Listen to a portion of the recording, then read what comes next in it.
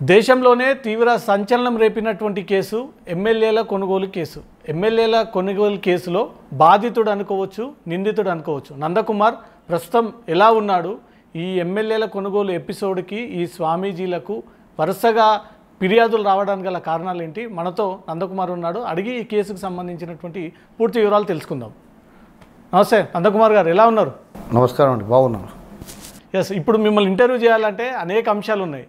ఒకటి, farm house case ఎట్లా start అయింది అనేది, దాంట్లో స్వామీజీలు ఎందుకు వచ్చారనేది, తర్వాత మీ డెక్కన్ కిచెన్ని ఎందుకు డెమాలిష్ చేశారనేది, తర్వాత మీరు చాలామంది రాజకీయ నాయకులందరినీ కూడా ఈ ట్రాప్ చేశారు అనేక రాష్ట్రాలలో అనే దానిపై ఎక్కడి నుంచి స్టార్ట్ చేద్దాం, మీరే చెప్పండి. మీరు ఎటు నుంచి స్టార్ట్ చేసినా పర్లేదండి, ఉన్నట్టుగా చెప్పడానికి నేను రెడీ ఉన్నాను. మీరు ఇంతకుముందు అన్నారు కదా, నిందితుడు కాదు, నేను బాధితుడిని అనుకుంటున్నాను.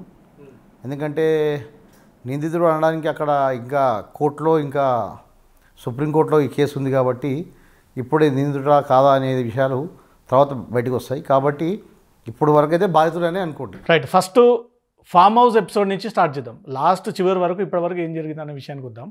ఫామ్ హౌస్ కేసులో పోలీసులు ఆరోపణలు మోపబడ్డారు. మీకు సంబంధించినటువంటి ఆడియోలు, వీడియోలు బయటకు వచ్చాయి. పోలీసుల కన్ఫెషన్లో కూడా నందకుమార్ కీలక వ్యక్తి. నందకుమారే స్వామీజీలను పిలిపించాడు. పైలట్ రోహిత్ రెడ్డి, గువ్వల బాలరాజ్ని, మిగతా బీఆర్ఎస్ ఎమ్మెల్యేలు అందరూ కూడా మీరే పిలిపించారు. అసలు ఎందుకు పిలిపించాల్సి వచ్చింది? దీనిగల వెనక నుంచి ఎవరు మిమ్మల్ని ఆడిచ్చారు? మీరు ఆ రోజు నిజంగానే ఈ 100 కోట్ల డీల్ చేయాలనుకున్నారా? ఒక విషయం బ్రదర్, ఇప్పుడు ఈ విషయము ఇది కరెక్ట్ టైం కాదు. ఎందుకంటే ఇప్పుడు ఆ కోర్టు పరిధిలో ఉంది, సుప్రీంకోర్టు పరిధిలో ఉన్నప్పుడు నేను ఈ విషయాలన్నీ వెల్లడించడము, తర్వాత ఈ విషయం గురించి నేను డిస్కస్ చేయడము కరెక్ట్ కాదు. ఎందుకంటే ఇది ఆల్రెడీ సబ్సిడీస్, సుప్రీంకోర్టులో subsidies matter in the subsidies. కాబట్టి నేను సమయం వచ్చినప్పుడు మరలా మీకు అన్ని విషయాలు, అసలు ఈ ఎమ్మెల్యే కేసు ఎలా స్టార్ట్ అయింది, ఆ ఎమ్మెల్యే ఎలా వచ్చారు, నా ఎంబడి ఎవరు ఉన్నారు, వాళ్ళ ఎంబడి ఎవరు ఉన్నారు, ఏ విధంగా జరిగింది, అన్ని విషయాలు చెప్తాను. ఓకే, ఇప్పుడే ఈ విషయాలు మాట్లాడడానికి నేను కొద్దిగా పరిధిలోకి వెళ్ళకుండా, కోర్టు పరిధిలోకి వెళ్ళినటువంటి అంశాలు పైన కోర్టు పరిధిలో వెళ్ళిన అంశాలు ఇంకా చాలా ఉన్నాయి. దీనికి సంబంధించిన దాంట్లో ఇంకా కోర్టు పరిధిలోకి వెళ్ళకుండా ఇంకా చాలా విషయాలు ఉన్నాయి. ఆ విషయాలు మాట్లాడదాం.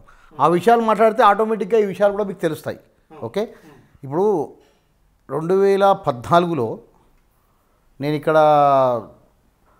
సదరన్ స్పైస్ అనే బ్రాండ్ ఇక్కడ హీరో, మన తెలుగు ఇండస్ట్రీలో ప్రముఖ హీరో వెంకటేష్ గారు, సురేష్ బాబు గారు, రానా దగ్గుబాటి, ఈ దగ్గుబాటి ఫ్యామిలీ వాళ్ళ దగ్గర మీరు ఫస్ట్ సెకండ్ క్వశ్చన్కి వెళ్ళిపోయారు. నేను ఫస్ట్ ఎమ్మెల్యేల కొనుగోలు ఎపిసోడ్ స్టార్ట్ అయిన తర్వాత మీ కిచెన్ దగ్గరకు వద్దాం. ఎందుకంటే ఎమ్మెల్యేల కొనుగోలు కేసు నుంచే మీ కిచెన్ది స్టార్ట్ అయింది. ఫస్ట్ ఇక్కడ క్లారిటీ స్టార్ట్ అయినాక కిచెన్కి పోదాం. అదేనండి, ఎమ్మెల్యేల కొనుగోలు కేసు విషయాన్ని అన్నీ చెప్తాను మీకు. ఇది కాదు, కరెక్ట్ టైం కాదు. సమయం వచ్చినప్పుడు ఏంటి, ఎలా అయింది, ఎందుకు అయింది, దీని వెనుక ఎలా ఉన్నారు, ఈ మొత్తం డ్రామా తెరలేపింది ఎవరు, తర్వాత దీంట్లో ఏ పెద్ద మనుషులు ఇన్వాల్వ్ ఉన్నారు, అన్ని విషయాలు మీకు చెప్తాను. కానీ ఇప్పుడు నేను చెప్తే అది కోర్టుని ఉల్లంఘించినట్టు అవుతుంది. కాబట్టి ఈ విషయం కొద్దిసేపు మీరు పక్కన పెట్టి దీనికి అటాచ్డ్ ఉన్న విషయాలు మాట్లాడాలని అంటున్నాను. దీనికి సంబంధించిన ఫామ్ హౌస్ ఎపిసోడ్లో మీరు స్వామీజీలను ఎమ్మెల్యేలను పిలిచిన మాట వాస్తవమా కాదా? మీరు అదే రిపీట్ చేస్తున్నారండి. ఫామ్ హౌస్ ఎమ్మెల్యేల విషయం వచ్చి అందరికీ 100 రోజులు టీవీలలో వచ్చింది, పేపర్లో వచ్చింది. సో అక్కడ ముందు జరిగింది, ఇప్పుడు కనబడేది ఒకటి, లోపల ఉన్న విషయం ఒకటి ఉంది. కాబట్టి తప్పకుండా లోపల విషయాలను చెప్తాను. దానికి ఇప్పుడు సుప్రీంకోర్టులో ఉన్నప్పుడు నేను మాట్లాడితే సరే, వెనక ఎవరున్నారు అనే పక్కన పెడితే అసలు ఆ రోజు ఏం జరిగింది షార్ట్గా చెప్పండి. ఎన్ని గంటలకు వెళ్ళారు, ఎవరు వచ్చారు, రోహిత్ రెడ్డిని ఎప్పుడు మీరు కన్సల్ట్ అయ్యారు, గువ్వల బాలరాజు ఎట్లా వచ్చాడు, ఈ స్వామీజీలకు మీరు టికెట్లు ఎందుకు? అదంతా నాకు పైలట్ రోహిత్ రెడ్డి మిత్రుడు అండి. ఓకే, నేను పైలట్ రోహిత్ రెడ్డి మాత్రమే మాట్లాడాను. సో తర్వాత అతను ఇంకెవరెవరితో మాట్లాడుకున్నాడు, గువ్వల బాలరాజు కానివ్వండి, హర్షవర్ధన్ కానివ్వండి, వీళ్ళందరితో నాకు సంబంధం లేదు, మాట్లాడలేదు. జస్ట్ నేను ఒక చిన్న స్వామీజీతో పరిచయం చేయించామని వెళ్ళాను. సో మళ్ళీ నేను ఈ విషయాలు ఇంకా డీటెయిల్గా మాట్లాడతాను. కంప్లీట్గా ఒక ఎపిసోడ్లో కంప్లీట్గా మీకు ఫామ్ హౌస్ సంబంధించింది, అసలు ఎలా స్టార్ట్ అయింది, స్వామీజీల పరిచయం ఎలా అయింది, తర్వాత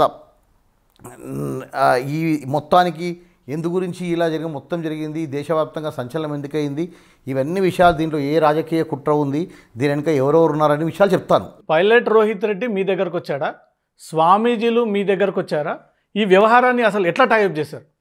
ఇది కోర్టు పరిధిలోకి రాని అంశం ఇది. లేదు ఇదంతా ఏది మాట్లాడినా కూడా ఈ ఫామ్ హౌస్ కేసు మాట్లాడినప్పుడు ఇది కోర్టు పరిధిలోకి వస్తుంది, రాదంటే కుదరదు, కోర్టు పరిధిలోకి వస్తుంది. కాబట్టి ఇప్పుడు అన్నెసరీ ఇప్పటికే నేను చాలా అంటే నా ఫ్యామిలీ చాలా బాధపడ్డాం. ఎందుకంటే సుమారుగా నేను 75 రోజులు జైల్లో ఉన్నాను. ఓకే, తర్వాత నా మీద రకరకాల కేసులు రిజిస్టర్ చేశారు, నా మీద పీడీ యాక్ట్ పెడదామనే ఆలోచన కూడా వచ్చింది. సో ఇప్పుడు ఇలాంటి టైంలో ఇలాంటి కాంట్రవర్సీ కోర్టు కూడా మళ్ళీ ఇప్పుడు నేను కొంతమంది ఎంతోమంది పెద్దోళ్ళు చేసే తప్పులు నేను చేయదలుచుకోలేను. ఓకే, చాలామంది పెద్దవాళ్ళు తప్పులు చేశారు, ఇప్పుడు నేను ఆ తప్పులు చేయదలుచుకోలేను. కాబట్టి ఈ ఎవ్రీథింగ్ అది దానికి ఒక రోజు వస్తుంది, దానికి తొందరలోనే, అది ఎక్కువ రోజులు కూడా లేదండి, చాలా తొందరలోనే ఈ ఎపిసోడ్కి సంబంధించింది మొత్తం నేను మీకు క్లియర్గా చెప్తాను. ఎప్పుడు కలిసాము, ఎవరు కలిసారు, ఏ ఎమ్మెల్యే వచ్చారు, ఇంకే ఎమ్మెల్యేతో మాట్లాడాము, ఏ ఉద్దేశంతో మాట్లాడాము, ఈ పాత్రదారులు ఎవరు, సూత్రధారులు ఎవరు, అన్ని విషయాలు చెప్పే టైం తొందరలోనే ఉంది. మళ్ళీ ఇంకోసారి అడుగుతున్నాము, కోర్టు పరిధిలోకి రాకుండా మీ హద్దులు మీరకుండా ఎంతవరకు చెప్పాలో అనే ఒక ఆలోచనతో ఆ గ్రాఫ్ వరకే చెప్పండి, అది దాటిపోకండి. ఎందుకంటే ఈ ఇంటర్వ్యూ ఉద్దేశం కూడా అదే. అసలు నందకుమార్ అనే వ్యక్తి ఈ ఎపిసోడ్లోకి ఎందుకు ఎంటర్ అయ్యాడు, స్వామీజీని ఎందుకు తీసుకొచ్చారు, రోహిత్ రెడ్డిని ఎందుకు అటాచ్ చేశాడు, 100 కోట్ల డీల్ జరిగిందా లేదా, అక్కడ మిమ్మల్ని ట్రాప్ చేస్తున్న సీసీ కెమెరాలు రికార్డింగ్, ఈ విషయం మీకు ముందే తెలుసా, పైలట్ రోహిత్ రెడ్డి ఈ రకంగా చేస్తాడని మీకు ఇలాంటి విషయాలు తెలియదండి. ఓకే, నాకు ఇలాంటి విషయాలు తెలియదు, నేను నా మిత్రుడిని నమ్మి నేను వెళ్ళాను అంతే. ఓకే, మిగతా విషయాలన్నీ మీకు జరిగినవన్నీ మీకు తెలుసు. ఆ తర్వాత ఫామ్ హౌస్ తర్వాత ఏ విషయాలు జరిగాయి అన్ని విషయాలు మీకు తెలుసు. నన్ను డిఫేమ్ చేశారు. ఓకే, నా మీద ఒక రకరకాల ముద్రలు వేశారు, రకరకాల కేసులు పెట్టి రకరకాల ముద్రలు వేశారు. కాబట్టి నేను 100%గా నేను నిర్దోషిని, ఎలాంటి తప్పులు చేయలేదు, నేను ఎలాంటి ఈ నా మీద బుక్ అయిన కేసులకు నాకు ఎటువంటి సంబంధం లేదని లేదు, తొందరగానే ఉంది. కాబట్టి అది క్లియర్గా ఆ ఒక ఎపిసోడ్ సపరేట్గా నేను మీకు చెప్తానండి, ఆ సపరేట్గా ఓ రోజు తొందరలో. స్వామీజీలు వచ్చినటువంటి వాహనంలో ఒక నల్ల బ్యాగులు, సంచులు బాగా బరువుగా ఉన్నటువంటి విజువలైజేషన్లో కనపడతా ఉంది. పోలీసులు కానీ ప్రభుత్వం కానీ మిగతా అందరూ కూడా 100 కోట్ల రూపాయలని నెట్ క్యాష్ తీసుకొచ్చారు అన్నారు. నిజంగా క్యాష్ అక్కడ పెట్టారా? క్యాష్ ఉంటే మరి ఎక్కడ పోయింది సార్? 100 కోట్లు ఎటు పోయాయి? లేదండి, మీ మీడియా వాళ్ళే కదండి జూమ్ అవుట్ జూమ్ ఇన్ చేశారు, 100 కోట్లు ఇక్కడే ఉన్నాయని చెప్పి. అంటే 100 కోట్లు అనేది ఒక చిన్న మూటలో వస్తాయండి? 100 కోట్లు అంటే ఎంత ఉంటాయి చెప్పండి? 100 కోట్లు అంటే ఈ రూమ్ అంత ఉంటాయి అమౌంట్, అలాంటిది ఒక చిన్న బ్యాగులు ఎలా వస్తాయండి 100 కోట్లు? సో ఇవన్నీ అవాస్తవాలని అన్నీ తెలిసిపోయాయి. కానీ మీకు కావాల్సింది ఏంటి? దీంట్లో వాస్తవాలు ఏంటి కావాలి, దీని వెనుక ఎవరున్నారు కావాలి, ఎందుకు జరిగింది కావాలి. అవన్నీ చెప్తాను, తొందరలోనే చెప్తాను. అది తొందరగా చెప్పే టైం వచ్చేస్తుంది. కాబట్టి అన్ని విషయాలు కూలంకుషంగా మీకు చెప్తాను. అంతవరకు మీరు దయ ఉంచి దీంతో పాటుగా జరిగిన మీరు ఇన్సిడెంట్స్ విషయాలు మాట్లాడండి, నేను మాట్లాడతాను. ఓకే, రోహిత్ రెడ్డి ఏ వ్యాపారంలో మీకు పరిచయం? రోహిత్ రెడ్డి సోదరు నుంచి మీ పరిచయం స్టార్ట్ అయిందా, డైరెక్ట్ రోహిత్ రెడ్డి తోటి మీకు పరిచయం? రోహిత్ రెడ్డి గారి నాకు కామన్ ఫ్రెండ్ అండి.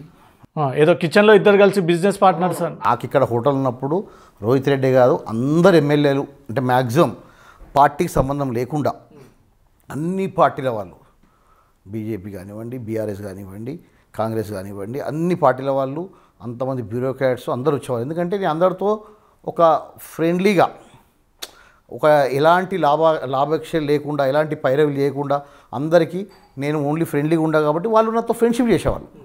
ఓకే, వాళ్ళ ఇంట్లో ఏదైనా ఫంక్షన్స్ అయినప్పుడు, గ్రూప్ విషయాలు అయినప్పుడు ఏదున్నా కూడా నా యొక్క సర్వీసెస్ వాళ్ళకు ఉపయోగించుకునేవాళ్ళు. అంతే తప్ప వాళ్ళు డబ్బు చెల్లించేవాళ్ళు, ఏదో రీజనబుల్గా డబ్బులు చెల్లించేవాళ్ళు, అంతే కానీ ఇంకా దాంట్లో ఏం లేదు. సో నాకు చాలామంది, నేను పెద్ద పెద్ద ఈవెంట్స్ కూడా చేశాను. 30,000 మందికి, 35,000 మందికి.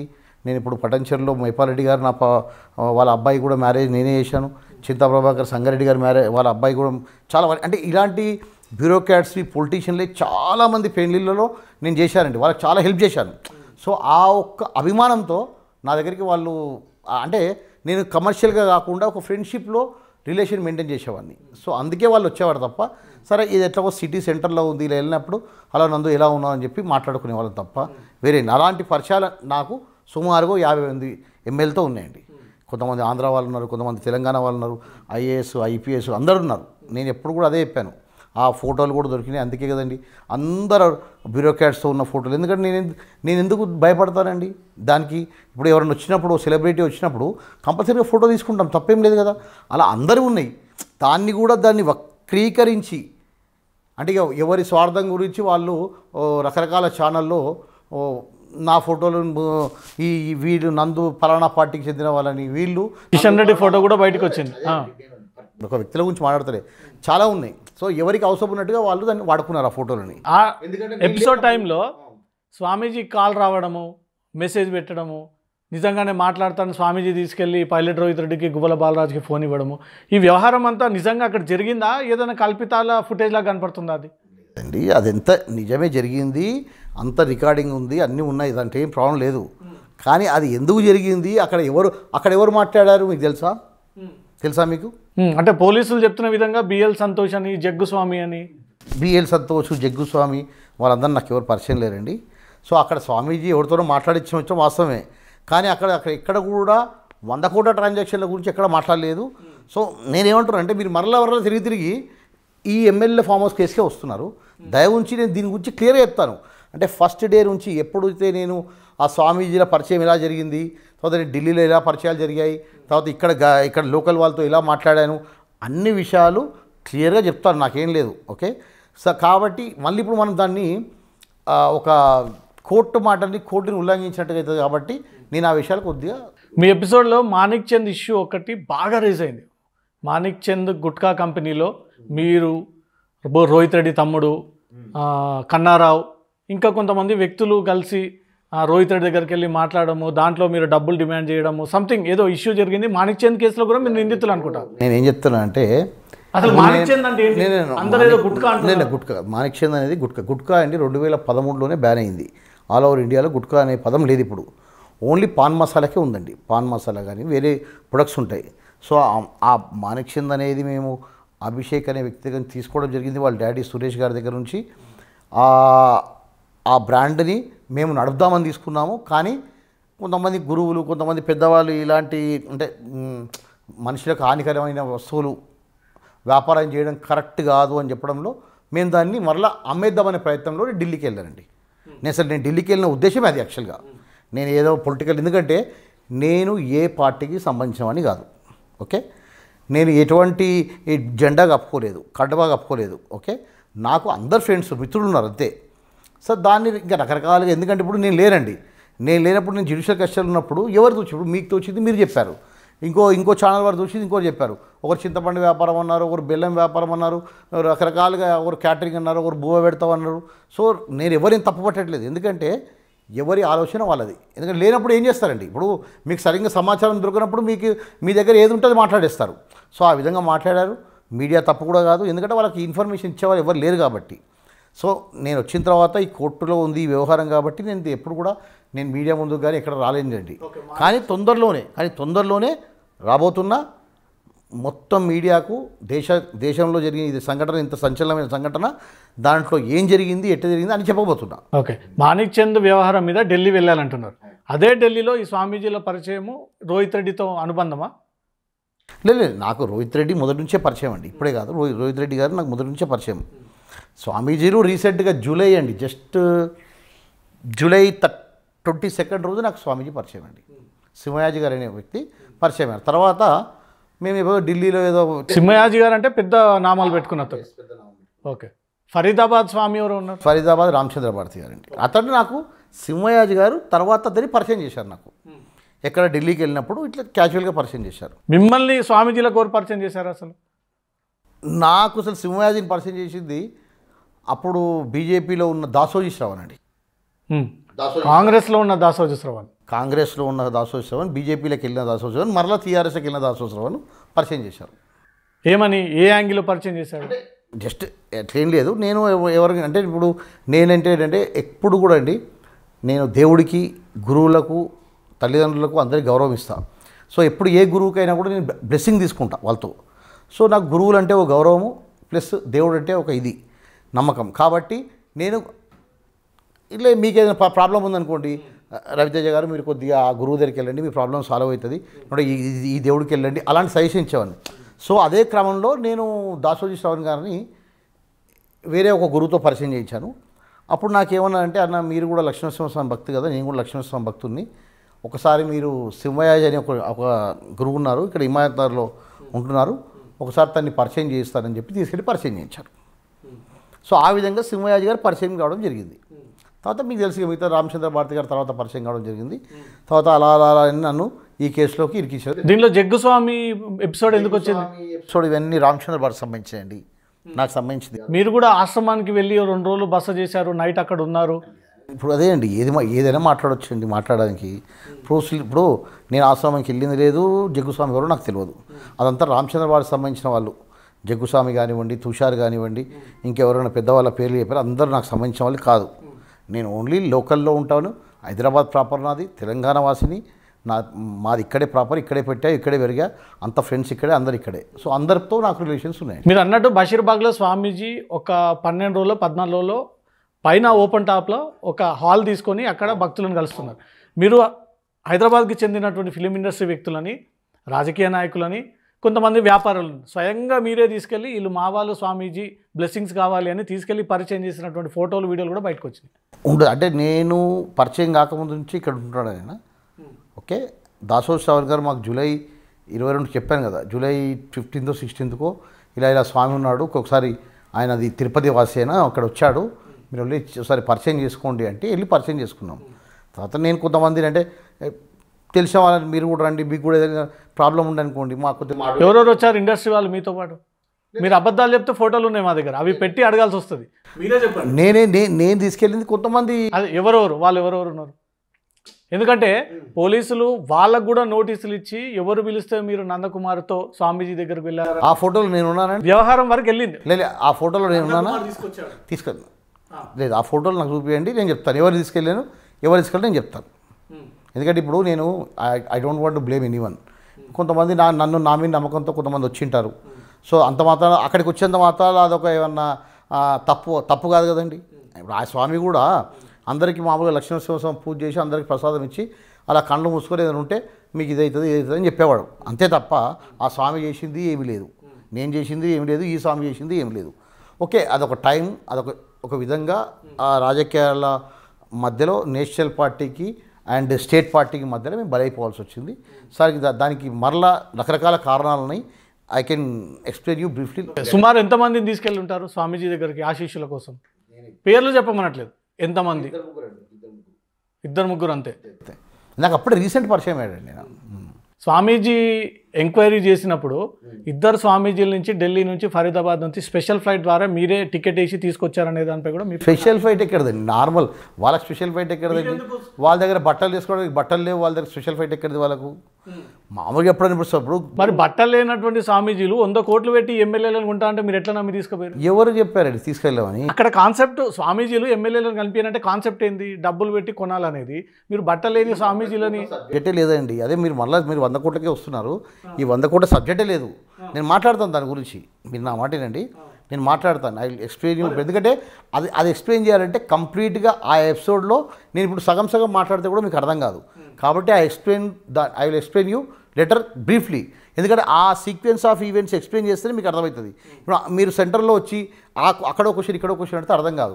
సో నాకు జరిగిన అన్యాయం గురించి నేను ఇప్పుడు ఈరోజు మాట్లాడదాం అనుకున్నాను. ఈ స్వామీజీలను మీరు పిలిపించలేదా? మీరే పిలిపించారు, వచ్చారు స్పెషల్ టికెట్స్ వేసి పిలిపించి. అంటే ఒక శ్రీనివాస్ గారని వాళ్ళ ఇంట్లో కరీంనగర్లో పూజ ఉంటుంది. బండి సంజయ్, శ్రీనివాస్, మీకు ఈ ముగ్గురు ట్రయాంగిల్ స్టోరీ ఏంటి అసలు? బండి సంజయ్కి శ్రీనివాస్కి ఎలాంటి సంబంధం? సొంత సోదరుడు అని అంటున్నారు. సోదరుడు లేదు, పరిచయం ఉండొచ్చు. ఏదో అడ్వకేట్ అంట కదా? అడ్వకేటు, అతను కరీంనగర్ నుంచి ఇక్కడ షిఫ్ట్ అయ్యి ఇక్కడే ఉంటున్నాడు.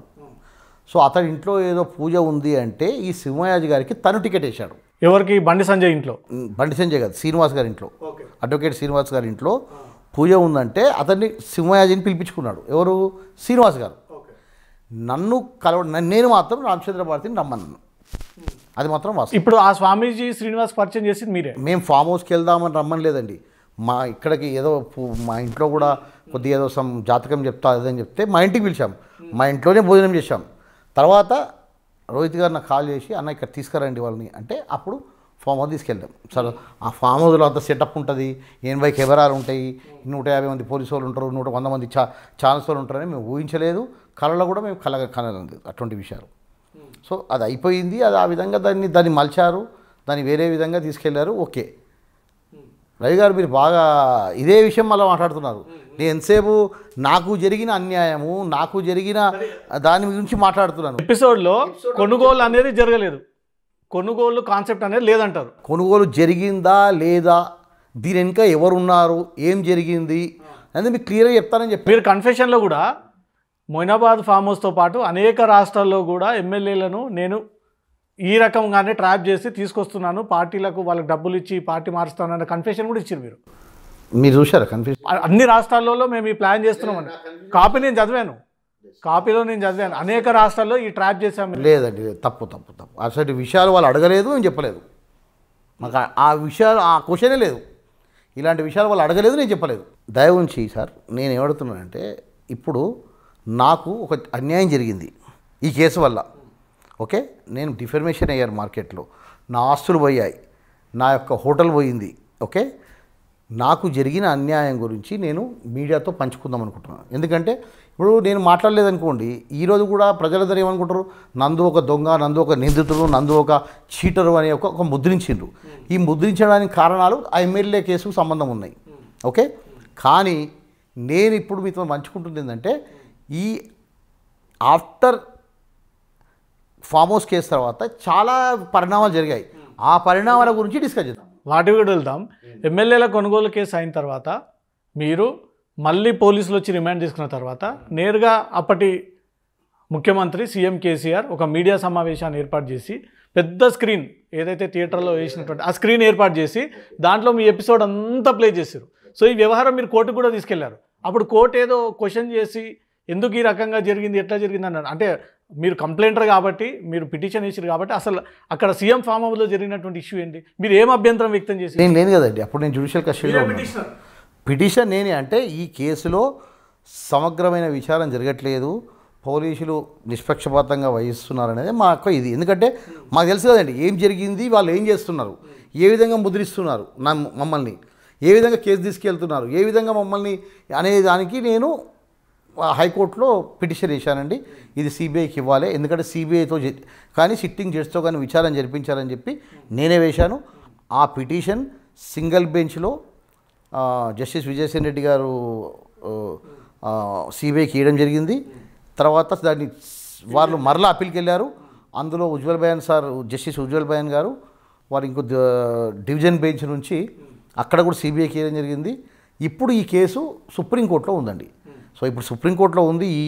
ఈ మంతో నెక్స్ట్ మంతో తొందరగా వచ్చేస్తుంది. వచ్చినప్పుడు వాళ్ళు సిబిఐ అంటారా, సిట్ అంటారా, ఏది చేసినా మేము ఎదుర్కోవడానికి రెడీ ఉన్నానండి. ఎందుకంటే జరిగిన విషయం అక్కడ ఏం లేదు. ఓకే, మేము ఏది ఉన్నా కూడా ఓపెన్ ఫ్యాక్ట్. ఆ రోజు కూడా నేను పోలీసులకు అదే చెప్పాను, రేపు సిబిఐ వచ్చినా అదే చెప్తాను, నాకు ఈడీ వచ్చినప్పుడు కూడా అదే చెప్పాను నేను. ఓకే, నా దగ్గరికి చెంచలగూడ జైల్లోకి ఈడీ కూడా వచ్చారు. ఈడీ వాళ్ళకి కూడా జరిగాను, మొత్తం చెప్పాను. వాళ్ళు కూడా ఏంటి 100 కోట్ల డీల్ ఏంటి, 400 కోట్ల డీల్ ఏంటి అని చెప్పి అడగడానికి వచ్చారు. సో వాళ్ళకు కూడా క్లియర్గా అన్ని విషయాలు చెప్పాను. వాళ్ళు కన్ఫెషన్ స్టేట్మెంట్ రాసుకున్నారు. వాళ్ళకు కూడా నాకు జరిగిన అన్యాయం చెప్పాను. ఏదైతే నాకు ఇలా బయట జరిగిన అన్యాయం సార్, అది కూడా చెప్పాను. వాళ్ళు అడిగారు, అసలు నీకు పర్సనల్గా జరిగిన డ్యామేజ్కు ఈ కేసుకి ఏం సంబంధం అని చెప్పారు. నేను వాళ్ళకి ఎక్స్ప్లెయిన్ చేశాను. ఈ విధంగా సార్, ఈ నా హోటల్ బలగొట్టడానికి, నా హోటల్ ఖాళీ చేయించడానికి, తర్వాత ఈ కేసుకు ఇట్లా పాయింట్లో లింక్ ఉంది అని చెప్పాను. ఓకే, వాళ్ళ కన్ఫెషన్ స్టేట్మెంట్లో ఉంది. అది మీరు అన్ని వాస్తవాలు చెప్తారనుకున్నాను, కానీ ఏ క్వశ్చన్ అడిగినా తిప్పి మళ్ళీ సంబంధం లేదు, నేను కంప్లైంట్ చేయలేదు అనే కంక్లూడ్ చేస్తూ ఉన్నారు.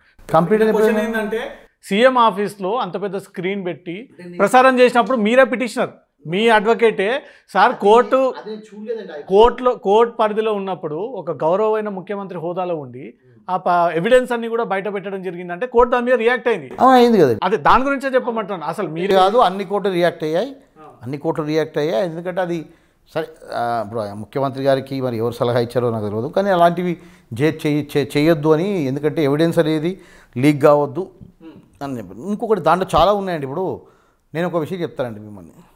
అసలు మీ ఇంతమంది మీడియా వాళ్ళు ఉన్నారు కదా, ఒక్కరైనా అడిగారండి అసలు నేను రోహిత్ రెడ్డి గారు తర్వాత స్వామీజీ మాట్లాడినది ఫస్ట్ ఆడియో వచ్చింది, నేను తర్వాత వచ్చే చూశాను. సెకండ్ ఆడియో నేను అండ్ సింహయాజీ గారు మాట్లాడింది వచ్చింది. థర్డ్ ఆడియో నేను, సింహయాజీ గారు, రామచంద్ర భారతి గారు వచ్చింది. సో మా ఆడియోలన్నీ బయటికి ఎట్లా వచ్చాయండి? ఏం జరిగింది అంటే మీ మీడియా ఇది అడగదా? మీడియా ఎన్ని క్వశ్చన్లు అడుగుతుంది అండి. సో ఎప్పుడన్నా ఎలా వచ్చింది ఈ ఆడియోలు బయటికి అంటే నా ఫోన్ ట్యాపింగ్ చేశారా? ఈ అనుమానం కూడా వ్యక్తం చేసినట్టు ఫోన్ ట్యాపింగ్ చేసిరు. ఇప్పుడు అది కాదండి, బట్ ఎట్టొచ్చింది నాకు చెప్పండి. పోలీస్ వ్యవస్థ చేతిలో ఉంది రాష్ట్ర ముఖ్యమంత్రి కాబట్టి వాళ్ళు అట్లా కదండి, పోలీస్ వ్యవస్థ చేతిలో ఉంటే అందరి ఫోన్లు మరి ట్యాపింగ్ చేస్తారండి. ఇప్పుడు నా పర్సనల్ లైఫ్ అది, ఎందుకంటే నేను ఎవరితో మాట్లాడినది నా పర్సనల్ లైఫ్. మరి అది రికార్డింగ్ అనేది ఎలా బయటకు వచ్చింది? నేను మాట్లాడే విషయాలన్నీ బయటకు ఎట్లా వచ్చాయి? నేను దాంట్లో ఏం తప్పు మాట్లాడలేదు. సరే మెసేజ్లు అంటే సరే నా ఫోన్ తీసుకున్నారు కాబట్టి వచ్చాయండి. నేను అడుగుతుంది నా యొక్క కాల్స్, నేను ఎవరైతే కాన్ఫరెన్స్ కాల్ మాట్లాడానో, నేను ఎవరెవరితో మాట్లాడానో ఆ కాల్స్ ఎలా బయటకు వచ్చాయి? మీ దాంట్లో రికార్డింగ్ అయి ఉన్నాయేమో. లేదండి, నా ఐఫోన్లో అలాంటి ఫెసిలిటీస్ ఉండవు, రికార్డింగ్ నేను చేయను.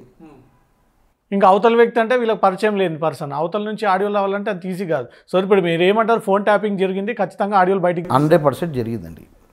ఆడియోలో ఇప్పుడు ఏ మీడియా కూడా ఇంతవరకు మాట్లాడలేదు, నేను కూడా ఎప్పుడు మాట్లాడలేదు దాని గురించి.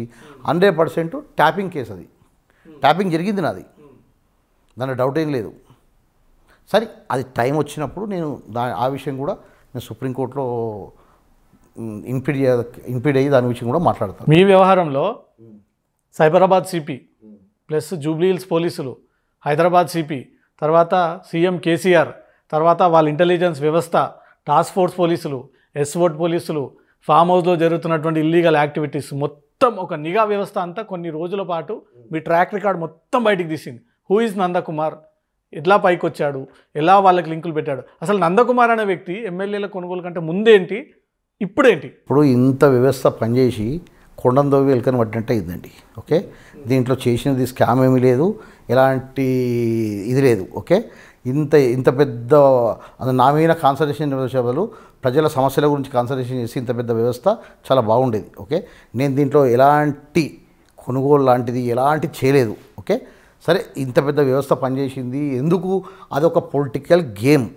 ఓకే, నేను క్లియర్గా చెప్తున్నా. అంటే అప్పుడు మునుగోడు ఎలక్షన్స్ ఉన్నాయి, దానికి ఎవరు బెనిఫిట్ పొందాలని వాళ్ళు చేశారు. ఓకే, ఏ పార్టీకి ఆ పార్టీ బెనిఫిట్ పొందింది, దాంట్లో మేము బలయ్యాం, అంతే తప్ప ఇంకేం లేదు.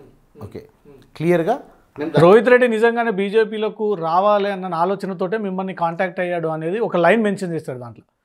ఎక్కడ దేంట్లో అండి? రోహిత్ రెడ్డి బీఆర్ఎస్ నుంచి బీజేపీలోకి రావడానికే నందకుమార్ ద్వారా సెంట్రల్కి ఆలోచనతో జరిగింది ఒక ప్లానింగ్ అనేది కూడా.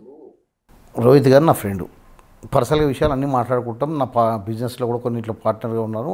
మాట్లాడుకుంటున్నప్పుడు ఏం పరిస్థితి అంటే, సరే అక్కడ తణుకు మహేందర్ రెడ్డికి ఉన్న కాంపిటీషన్ ఉంది కాబట్టి సీటు గురించి అన్న ఎట్లుంటుంది, బాగుంటుందా, అట్లా డిస్కషన్ జరిగినాయి తప్ప, జరిగినప్పుడు మీకు ఎవరు ఉంటే పరిచయం చేయించండి. ఓకే, నేను పరిచయం చేయిస్తాను, అంతే తప్ప నేనేదో పొలిటికల్ ఏజెంట్ కాదు. నేను పొలిటికల్ ఉన్న వాళ్ళని తీసుకెళ్ళి పరిచయం చేయించడానికి నాకేమి అంత పెద్ద ఢిల్లీ స్థాయి అంత నేను లేదండి.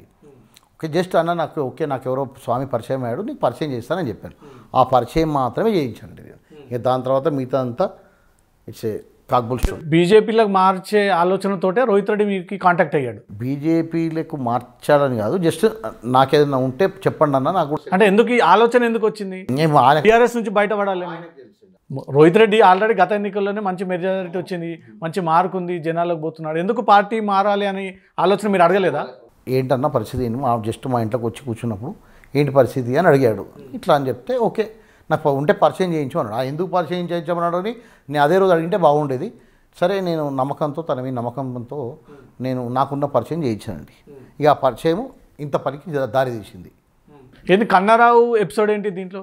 ఎవరిని టచ్ చేసినా కన్నారావు దగ్గరకు వచ్చి రాగానే ఇన్వెస్టిగేషన్ అయిపోతుంది. కన్నారావు గారు నాకు ఫ్రెండ్ అండి. ఎవరు అసలు కన్నారావు అంటే ఎవరు? కల్వకుంట్ల కన్నారావు, కల్వకుంట్ల తేజేశ్వరరావు, సీఎం గారి అన్న కొడుకుతలు. ఓకే, సో నాకు అతడు పాపం ఒక 4-5 years కింద 2016-17లో పరిచయము కన్నారావు గారు.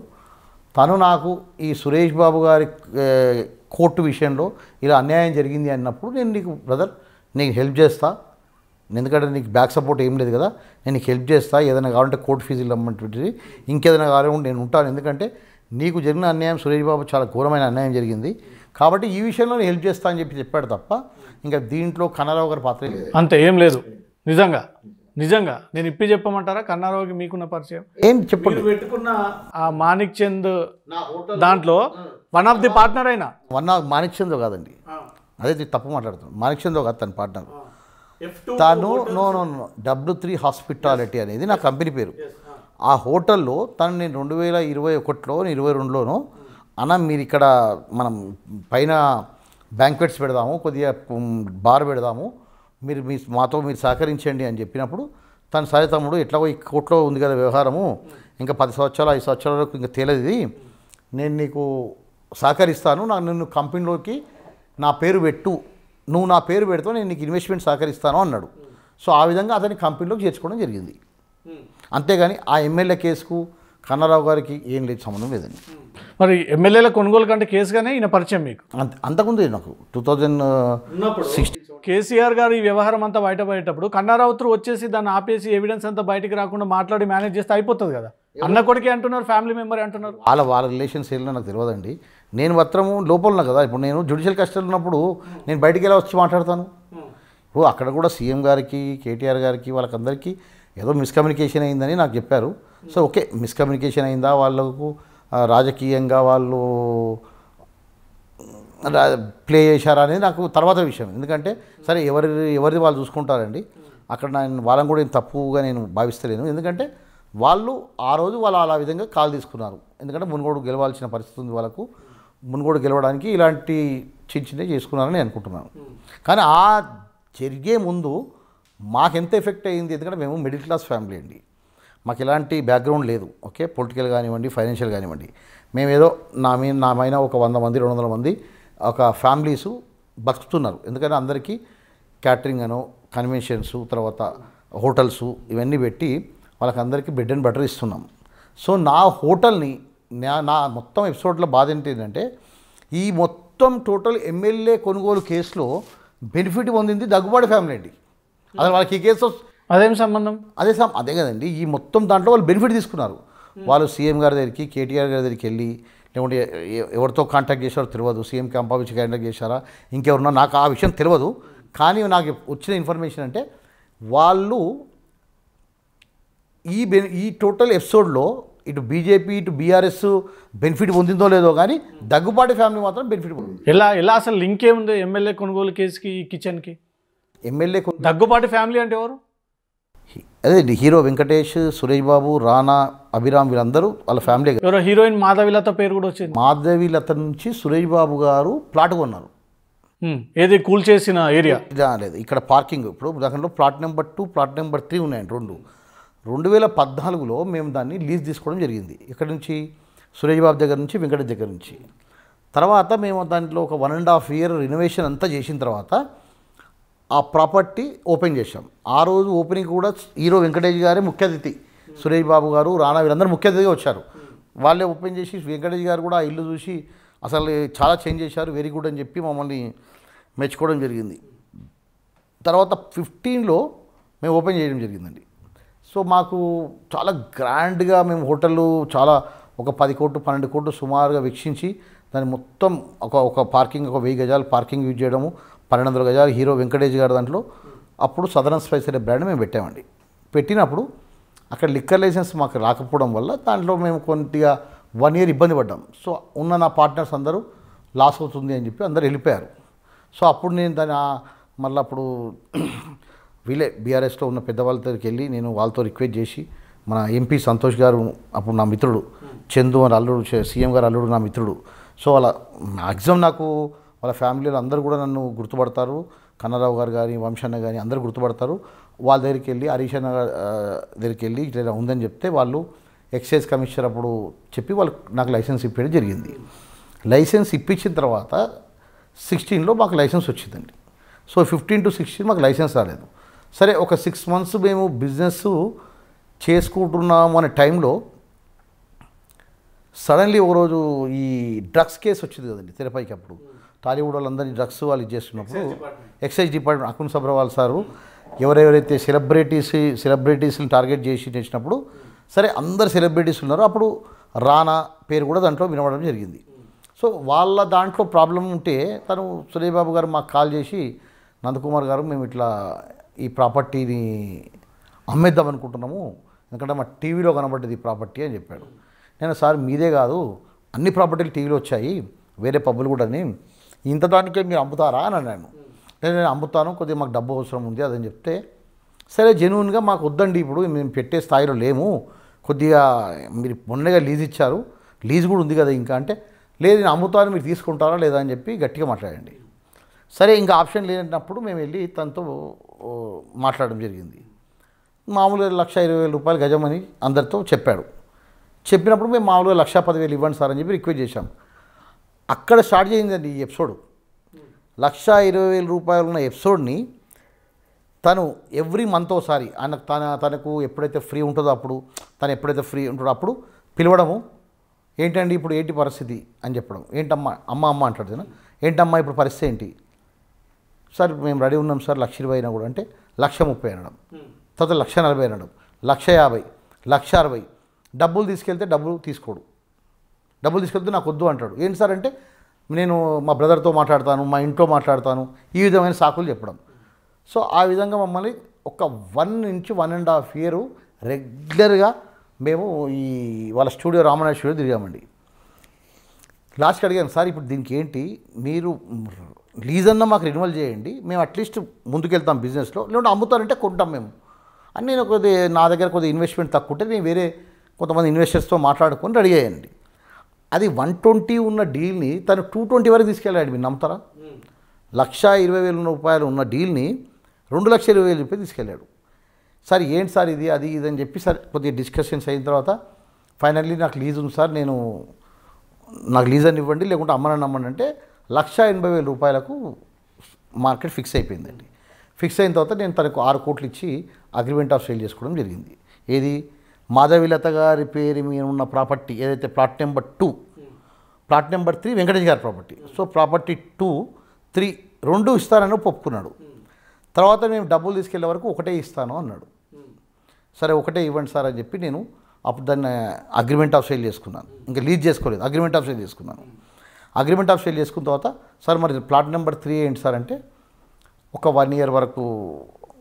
ఎందుకు వెంకటేష్ ఒప్పుకోలేడా అప్పటికి? నేను వెంకటేష్ ఒప్పుకున్నారు, బట్ ఆయనకి ఏంటంటే ఇది ఒకటి రీచేంజ్ అయిన తర్వాత ఇంకోటి రీచేంజ్ చేసుకుందామనో లేకుంటే ఏదో ఆలోచన ఇంకా రేటు పెడుతుందనో ఏదో ఆలోచనతో మాకు అంటే నేను లేదు సార్ మీరు మాకు ఆల్రెడీ 1.5 ఇయర్ నుంచి ఇలా ఇబ్బంది పెడుతుండ్రు, మీరు దయ ఉంచి 2 ప్రాపర్టీలు ఇస్తే తీసుకుంటాను లేకుంటే లేదని చెప్పి నేను ఖచ్చితంగా చెప్పేశానండి.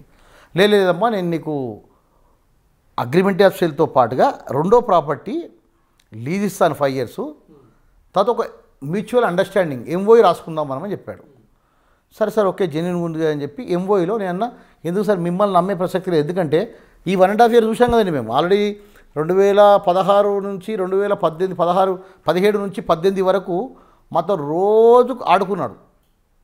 తర్వాత లేదు సార్ మేము ఇలా కుదరదు, మీరు నాకు ఏదన్నా రాసిస్తేనే కుదురుతా అంటే తను జెంటిల్గా నాకు ఎంఓఈ ఇంటర్ అయ్యాడండి. లీజ్తో పాటుగా వెంకటేష్ గారితో ఎంఓఈ అండ్ లీజ్ ఇంటర్ అయ్యాడు 2018 నవంబర్ అండి. ఈ ప్రాపర్టీ సేల్ ఆఫ్ అగ్రిమెంట్ చేశాడు, ఈ ప్రాపర్టీ లీజ్కి ఇచ్చాడు, ఎంఓఈ రాశాడు. తర్వాత నా డబ్బులు నా చెక్కులు అన్నీ తీసుకున్న తర్వాత ఒక వారం 10 రోజుల్లో తనకు రేటు ఎవరో ఎక్కువ ఆఫర్ ఇచ్చారండి. ఏది ఫస్ట్ మీరు అగ్రిమెంట్ చేసుకున్నారు ప్లాట్ నెంబర్ 2 చేసుకోగానే నాకు ఇచ్చిన అగ్రిమెంటు మర్చిపోయాడా లేకుంటే ఏంటో తెలియదు, వాళ్ళ దగ్గర నుంచి 6 కోట్లు తీసుకొని వాళ్ళకు అగ్రిమెంట్ ఆఫ్ మళ్ళీ సేమ్ మీకు చేసిన సేమ్ అగ్రిమెంట్ ఆఫ్ చేశారు. అప్పుడు నా పరిస్థితి ఏంటండి, అప్పుడు వాళ్ళు వేరే సెకండ్ అగ్రిమెంట్ వాళ్ళు వచ్చి వాళ్ళు ఏదో పొలిటికల్ సంబంధించిన వాళ్ళు వచ్చి బాబు నువ్వు కాల్ చేసి అంటారు. నేను సార్ మేము ఇక్కడ 2014 నుంచి ఇక్కడే ఉన్నాము, మేము ఆల్రెడీ వ్యాపారం రన్ చేస్తున్నాము, ఇక్కడ చాలా ఇన్వెస్ట్మెంట్ చేశాము, ఆల్రెడీ నాకు సురేష్ బాబు గారు అగ్రిమెంట్ ఇచ్చారు అంటే అప్పుడు వాళ్ళు నా అగ్రిమెంట్ చూశారు, నేను వాళ్ళ అగ్రిమెంట్ చూశాను. అప్పుడు వాళ్ళు నాకు వాళ్ళ అగ్రిమెంట్ నాకు ఇవ్వడం, నా అగ్రిమెంట్ వాళ్ళు తీసుకొని వాళ్ళు సురేష్ బాబు దగ్గరికి వెళ్ళారు. నేను ఇంకేం చేశాను, ఇంక ఈ సురేష్ బాబు ఇంకా అంటే ఆయన ఆశకు అంతులేదండి, ఎందుకంటే ఎన్ని వేల కోట్లున్నా కూడా ఈజ్ వెరీ గ్రిడీ, ఆశకు అంతులేదు. నేను కొద్దిగా అప్పుడు నేను కన్నారావు గారిని కాంటాక్ట్ చేయడం జరిగింది. ఇట్లా నాకు అంటే రకరకాల అడ్వకేట్లు ఇస్తుంటే మా ఒక అడ్వకేట్ గారు తీసుకెళ్ళి కన్నారావుకి పరిచయం చేశారు. అప్పుడు నేను చెప్పాను, అన్న ఇట్లుందంటే తను కూడా లేలే తప్పు ఇది, నువ్వు ఇమీడియట్గా కోర్టుకి వెళ్ళి స్టే తెచ్చుకో. సిటీ సివిల్ కోర్టుకి మీరు వెళ్ళారా? నేను వెళ్ళాను, నేను కంప్లైంట్. నాకు ఆల్రెడీ 2018 డిసెంబర్లోనే not to alienate not to interfere అని 2 ఆర్డర్లు ఇవ్వడం జరిగింది. నేను ఇంకా మళ్ళీ నేను వ్యాపారం చేసుకుంటున్నాను. 19-20లో వాళ్ళు అప్పుడు ఒక 2 ఇయర్స్ తర్వాత వాళ్ళు నా మీద ఎవిక్షన్ సూట్ ఫైల్ చేశారండి. దగ్గుబాటి ఫ్యామిలీ వాళ్ళు ఎవిక్షన్ సూట్ ఫైల్ చేశారు. ఎవిక్షన్ సూట్ ఫైల్ చేసినప్పుడు సో మేము వేసిన నాకు వచ్చిన ఆర్డర్లు అలానే ఉన్నాయి, వాళ్ళు వేసిన ఎవిక్షన్ సూట్ ఆల్రెడీ ఇంకా ఇప్పుడు ఇంకా స్టిల్ డేట్ ఈరోజు కూడా కోర్టులోనే ఉంది, పెండింగ్ ఉంది. సో నాకు రకరకాలుగా 2-3 మార్కెట్ పెరుగుతుంది, అప్పుడు బాగా రియల్ ఎస్టేట్ పెరిగిందండి, మామూలుగా రేటు పెరిగింది. పెరిగినప్పుడు సురేష్ బాబు గారికి ఇంకా ఆశ పెరిగింది, అరే నందుని ఎట్లన్నా కూడా షార్ట్కట్లో ఎవిక్షన్ చేయించాలి, పంపించేస్తే మనకు ఇంకా రేట్ ఎక్కువ వస్తుంది అని చెప్పి రకరకాలుగా ప్రెషర్లు మొదలుపెట్టాడు. పోలీసు నాకు వీళ్ళు తెలుసు, వాళ్ళు తెలుసు, ఐఆర్ ఆఫీసర్లు తెలుసు, నేను లోపల వేపిస్తాను, నేను చీటింగ్ పెడతా, అది ఇది అంటే నేను సార్ ఇట్లా కాదు, ఇది కరెక్ట్ పద్ధతి కాదు, మీరు మాట్లాడము, మీరు అమ్ముతానంటే మేము డబ్బులు ఇవ్వడానికి రెడీ ఉన్నాం, లేదా మాకు లీజ్ ఇవ్వడానికి మీరు పెట్టుకోండి. ఈ లీజ్ ఇచ్చిన తర్వాత అమ్మిన తర్వాత మళ్ళీ మీరేంటి సార్ ఇలా మాట్లాడుతున్నారు, సెకండ్ వాళ్ళకి అమ్మడం ఏంటి అని నేను గట్టిగా అడిగిన. అడిగితే తనప్పుడు ఇంకా షార్ట్ కట్ ఆఫ్ ఎవిక్షన్ ఏ విధంగా నందకుమార్ని ఇక్కడి నుంచి తీసేయాలి. అప్పుడు తను నా మీద డిఫరెంట్ అథారిటీస్కు, జిహెచ్ఎంసీకి, ఫుడ్ లైసెన్స్ వాళ్ళకు, ట్రేడ్ లైసెన్స్ వాళ్ళకు రకరకాలుగా ఇబ్బంది పెట్టి నాకు లైసెన్సులు రాకుంటే ఇక్కడి నుంచి నందకుమార్ వెళ్ళిపోతాడు అంటే నేను అన్నిటికీ ఎదుర్కొని నేను అన్ని లైసెన్సులు తెచ్చుకున్నానండి. తెచ్చుకున్న తర్వాత 2022లో ఈ ఇన్సిడెంట్కు ముందు కూడా తనతో కూర్చొని మాట్లాడడం జరిగింది. సార్ ఇప్పటికైనా కూడా గొడవలొద్దు, ఎందుకంటే మీరు చాలా పెద్దవాళ్ళు, మీరు 1000 కోట్లలో ఉన్న మనుషులు, మీకు అంత పెద్ద ఇన్ఫ్లుయెన్స్ ఉంది, మీకు సీఎం స్థాయి వ్యక్తులు, మీరు మనం క్లోజ్ చేసుకుందాం సార్ అని చెప్పాను. తను మాత్రం అండి ఇంకా ఇప్పుడు కూడా తను ఇంకా అదే ఆశ అత్యాశ దాంట్లో ఉంటాడు. సో నేను ఎప్పుడు కూడా అబికబుల్ సెటిల్మెంట్కు చెప్పాను, సార్ క్లోజ్ చేసుకుందాము, మీరు ఓ రేట్ చెప్పండి ఇప్పటికైనా కూడా అని చెప్తే ఇక ఆయన ఏదంటే నా ఇష్టం, నా ప్రాపర్టీ ఇంత రేటు అంత రేటు అని చెప్తాడు. నేను మీ ఇష్టం మీ ప్రాపర్టీ అన్నప్పుడు 2-3 ఎందుకు అమ్మాలండి, అమ్మదు కదా, మీరు అమ్మకండి, మీరు అమ్ముతానంటారుగా మేము తీసుకుంది. లాస్ట్ కూల్చివేతల వరకు వచ్చింది. కూల్చివేతల వరకు ఎందుకు వచ్చిందంటే నాకు ఆల్రెడీ లోయర్ కోర్టులో ఆర్డర్స్ ఉన్నాయండి, సిటీ సివిల్ కోర్టులో నాకు కోర్టులో ఆర్డర్స్ ఉన్నాయి, నా ప్రాపర్టీలోకి వాళ్ళు ఎంటర్ కావద్దు, ట్రెస్పాస్, ఈ ప్రాపర్టీ వెంకటేష్ ఎంటర్ కావద్దు. సో బ్యాడ్ లక్ ఈ ఎపిసోడ్లో ఈ ఎమ్మెల్యే కేసు వచ్చింది. అప్పుడు ఈ ఎమ్మెల్యే కేసు వచ్చినప్పుడు తను డీప్ ఎమ్మెల్యే కేసుని ఏమంటారు అదును చేసుకొని ఎవరి దగ్గరికి వెళ్ళాడో ఎందుకు వెళ్ళాడో తెలియదు, ఇంకొక ఎమ్మెల్యే కూడా ఇన్వాల్వ్ అయింది తెలిసింది, ఇంకొక ఎమ్మెల్యే పేరు కూడా చెప్తాను మీకు నేను. ఆ ఎమ్మెల్యే సహాయంతో తను ఉన్నత వ్యక్తులను కలిసి వాళ్ళకు కూడా తప్పుడు సమాచారం చెప్పాడు, నందు కబ్జా పెట్టాడు, నందు కబ్జా చేశాడు అంటే వాళ్ళకి ఉన్న ఇన్ఫ్లుయెన్స్ ముందు నేను కబ్జా పెట్టగలుగుతానండి, మరి వాళ్ళు కూడా ఆలోచించాలి కదా, కబ్జా పెట్టాడా, కోర్టు ఆర్డర్ ఉందా ఏంటని. సరే ఇంకా ఆల్రెడీ నాకు జిహెచ్ఎంసీ మీద ఏదైతే కంప్లైంట్ ఇచ్చాడో హైకోర్టు నుంచి నేను ఎలాంటి డిస్టర్బెన్స్ చేయొద్దు, ఓనర్స్ కానివ్వండి, గవర్నమెంట్ కానివ్వండి, జిహెచ్ఎంసీ కానివ్వండి చెప్పి ఆర్డర్ క్లియర్గా తెచ్చుకున్నాను. ఎవరు రావద్దు, పోలీస్కి ఏం సంబంధం ఉంటుందండి దీంట్లో, సివిల్ మ్యాటర్లో తెచ్చుకున్నాను. ఈ ఆర్డర్లు ఉన్న తర్వాత కూడా సండే రోజు, దట్ ఈస్ అ సండే రోజు జిహెచ్ఎంసీ వాళ్ళు ఎటావుటిగా బుల్డోజర్లు తీసుకొచ్చి కూలగొట్టడం జరిగింది. 100 మంది బౌన్సర్లు అండి, 50 మంది గుండాలు గుంటూరు నుంచి పిలిపించి కంప్లీట్గా 6 o'clock నుంచి మొత్తం ఒక 20 లారీల సామానండి, మొత్తం నా సామాగ్రి, ఏసీలు, లైటింగు, క్రాకరీ, కట్లరీ, నా క్యాటరింగ్ సంబంధించి మొత్తం 20 లారీల సామాను వాళ్ళు మొత్తం తీసుకెళ్ళి స్టూడియోలో పెట్టుకున్నారు. అక్కడ నేను కొద్దిగా కన్స్ట్రక్షన్ చేయడానికి ఉన్న మెటీరియల్ సుమారుగా 10 కోట్ల పైన ఉన్న మెటీరియల్ మొత్తం తీసుకెళ్ళిపోయారండి. రామనక్షి తీసుకెళ్ళిపోయారు, తీసుకొని స్టూడియోలో పెట్టుకున్నారు. పెట్టుకొని మా బాబు మా వైఫ్ వెళ్తే లేడీస్ అని చూడకుండా కొట్టారండి బౌన్సర్లు, నడు వెళ్తారా ఇడికి లేదని చెప్పి కొడితే వీళ్ళు పోలీస్ స్టేషన్కి వెళ్ళారు. పోలీస్ స్టేషన్కి వెళ్తే పోలీసు వాళ్ళు కంప్లైంట్ తీసుకోరు. అక్కడ టాస్క్ ఫోర్స్ పోలీసు వాళ్ళకి ఏం పని ఉందండి, జూబ్లీ హిల్స్, బంజారా హిల్స్ అంటే సరే ట్రాఫిక్ నియంత్రించడానికి వచ్చారు అంటే నేను నమ్ముతా. టాస్క్ ఫోర్స్ పోలీస్ దగ్గరుండి మొత్తం వాళ్ళకి సపోర్ట్ చేసి, అప్పుడు అక్కడ గుండాలు ఉన్నారు, రౌడీలు ఉన్నారు, టాస్క్ ఫోర్స్ పోలీసు వాళ్ళు ఉన్నారు. అప్పుడున్న రాధాకిషన్ రావు సారు మొత్తం అసలు ఆ ఎపిసోడ్ మొత్తం నడిపింది ఆయనే. అసలు ఆయన టాస్క్ ఫోర్స్కి ఏం పని ఉందండి ఇక్కడ, టాస్క్ ఫోర్స్ పోలీస్ ఆఫీసర్కు ఖలీల్ పాషా సిఐ, రాధాకిషన్ రావు డీసీపీ, మొత్తం అక్కడ నేను ఒక 5-6 అవుట్లెట్ పెట్టానండి. Deccan kitchen, Barista, Bombay garment, కొన్ని అవుట్లెట్స్ నేను ఇప్పుడు నా పార్ట్నర్స్తో పెట్టుకున్నాను, ఒక్కొక్కరితో పెట్టుకున్నారు. సుమారుగా ఒక్కొక్క అవుట్లెట్లో 1 నుంచి 2 కోట్ల రూపాయలు ఇన్వెస్ట్ చేశారండి. ఆ అవుట్లెట్లు అన్నీ అంటే కనీసం కూల్చడానికి టైం ఇవ్వాలి కదండి, నోటీస్ ఇవ్వాలి ఫస్ట్. నోటీస్ ఇవ్వాలి. అర్ధాంతరంగా మొత్తం గ్లాసులు ఏసీలు అన్నీ కూలగొట్టేసి కంప్లీట్ కూలగొట్టేసి అక్కడున్న మొత్తం వాళ్ళని తీసుకెళ్ళి పోలీస్ వెహికల్ ఒక్కొక్క వెహికల్లో ఒక్కొక్క టాస్క్ ఫోర్స్ వెహికల్లో ఒక్కొక్కరిని తీసుకెళ్ళి టాస్క్ ఫోర్స్ ఆఫీస్లో కూర్చోబెట్టారు. మొత్తం నా ఫ్రెండ్స్ అందరినీ వాళ్ళందరూ నా ఫ్రెండ్స్, వాళ్ళని కంప్లైంట్స్గా మార్చారు. ఏదో డబ్బులు తీసుకున్నాడని, డబ్బులు అడితే సార్ ఇప్పుడు మిమ్మల్ని తీసుకెళ్ళి టాస్క్ ఫోర్స్ ఆఫీస్లో కూర్చోబెట్టి 3 గంటల రాత్రి వరకు మిమ్మల్ని బయటికి పంపించకుంటే వాళ్ళు ఏం చేస్తారు చెప్పండి? బాబు మీరు తప్పు, మీరు కంప్లైంట్ ఇస్తేనే మేము ఇక్కడి నుంచి వెళ్తారు, లేదంటే వాళ్ళు తప్పని పరిస్థితులు ఇచ్చారు. ఎంతమంది ఇచ్చారు కంప్లైంట్స్ అట్లా మీ మీద అగైనెస్ట్గా మీ దగ్గర పనిచేస్తూ? 12 మంది. నాకు ఎమ్మెల్యే కేసు కాకుండా నా మీద మొత్తం 12 కేసులు రిజిస్టర్ అయినాయండి. ఒకటి ఎన్డీపీఎస్ కేసు ఈ కాలంలో. అవును, గాంజా కూడా ఏదో. అసలు ఎన్డీపీఎస్ కేసుకి నాకు అసలు డ్రగ్స్కి నాకేం సంబంధం ఉందండి. విచిత్రం ఏంటంటే ఎవడో అక్కడ గోవాడు ఎక్కడో దొరికితే వాడు ఫస్ట్ టైం దొరికాడు, వెళ్ళిపోయాడు. సెకండ్ టైం అని తీసుకొచ్చి సివి ఆనంద్ సార్ అప్పుడు కమిషనర్ గారు పీడీ యాక్ట్ పెట్టారు వాడి మీద. పీడీ యాక్ట్ పెట్టినప్పుడు ఇదే టాస్క్ ఫోర్స్ వాళ్ళు మరలా నా ఫోన్ నెంబర్ వాళ్ళ ఫోన్లో ఫీడ్ చేసి నా మీద కేసు యాడ్ చేశారు. దాంట్లో ఎంత అన్యాయం అండి. వారు ఎవరో మీకు తెలీదు, అసలు తెలియదు కదండి. ఎస్టాబ్లిష్ చేయాలంటే ఫోన్ నెంబర్ ఉండాలి కదా. నా ఫోన్ నెంబర్ దాంట్లో ఫీడ్ చేసి వాటితో కన్ఫెషన్ స్టేట్మెంట్ తీసుకున్నారు. నందకుమార్ తెలుసు అన్నట్టు కొన్ని రోజులుగా వ్యాపారం నడిపిస్తున్నా అన్నట్టుగా. ఇంకోటి హైలైట్ ఏంటంటే ఎస్సీ ఎస్టీ కేసు మా వైఫ్ మీనా నా మీనా. అసలు ఎస్సీ ఎస్టీ కేసు ఏంటండి? ఎందుకు? ఏం కంప్లైంట్? 2000 అక్టోబర్ 19 అంట నేను ఎవరినో ఎస్సీ తిట్టానని చెప్పి రాజేంద్రనగర్ పోలీసులు రిజిస్టర్ చేశారు. అసలు ఆ కేసులో అసలు మేము అసలు 2000 అక్టోబర్ 19 నేను లేనేలేదు ఇక్కడ, నేను ఊర్లో లేను. అంటే ఎట్లుంటుంది అంటే నకలు కొట్టడానికి కూడా అక్కలు కావాలన్నట్టుగా కేసు పెట్టేటప్పుడు కరెక్ట్గానే పెట్టాలి కదా. అంటే చేస్తుందే అబద్ధమే ఉంటుందండి ఎప్పుడు కూడా.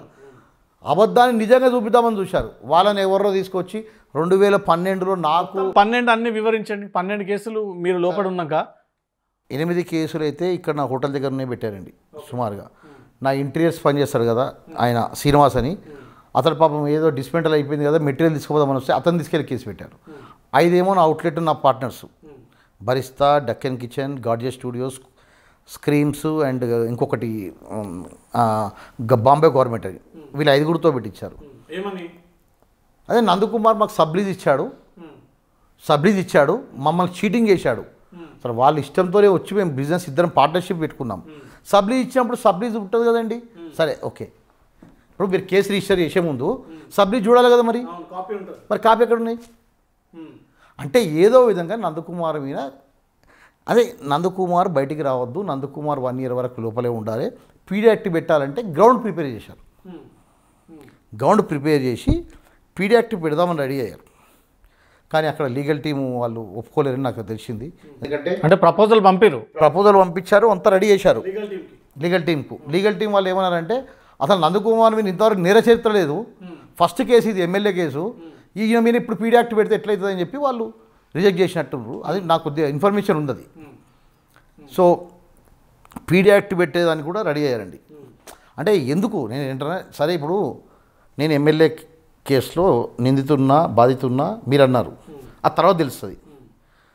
ఫస్ట్ అయితే ఇవన్నీ ఎందుకు చేయాలండి? నేను అడుగుతున్నా ఏంటంటే అంటే మీరు ఎక్కడ చూశారండి ఈ సినిమా షూటింగా?